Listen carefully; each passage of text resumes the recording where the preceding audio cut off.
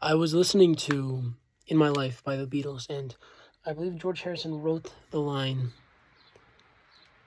I'll never lose love for people in the past. And it had me thinking about what that actually meant.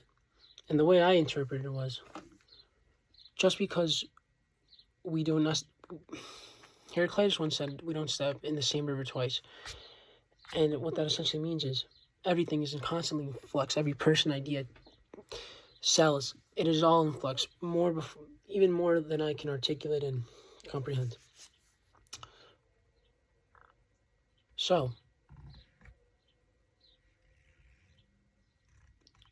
because we are always changing, and the people around us are always changing, and the animals, the creatures, the politics, the environment, all types of environment, climate,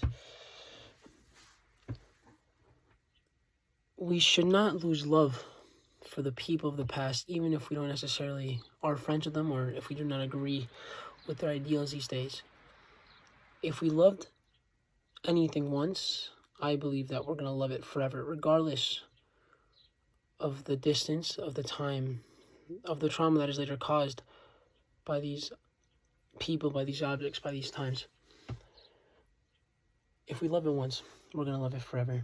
And from a material point of view, you take clothes or that you no longer wear because you're in a different facet of life. If you loved it once, you're going to love it forever. And we should not reprimand or make fun of concepts, ideas, people, places that we once loved just because we have fallen out with these places, people, ideas, concepts, things. More so for people too. You take friends or relationships, both platonic and romantic. The amount of stories I've heard that just end in betrayal and tragedy is beyond recollection. And personally,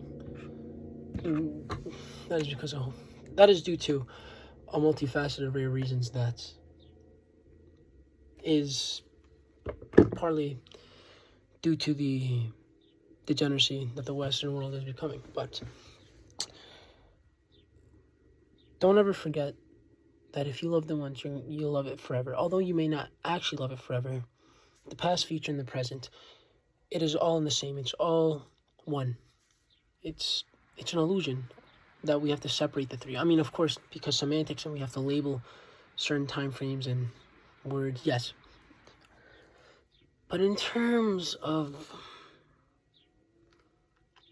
what it all means, do not ever lose love for places, for things, for people of the past, even if you don't necessarily talk to them anymore or like them anymore, or they betrayed you in some way. Even still, cherish those memories. And I suppose that's easy for me to say because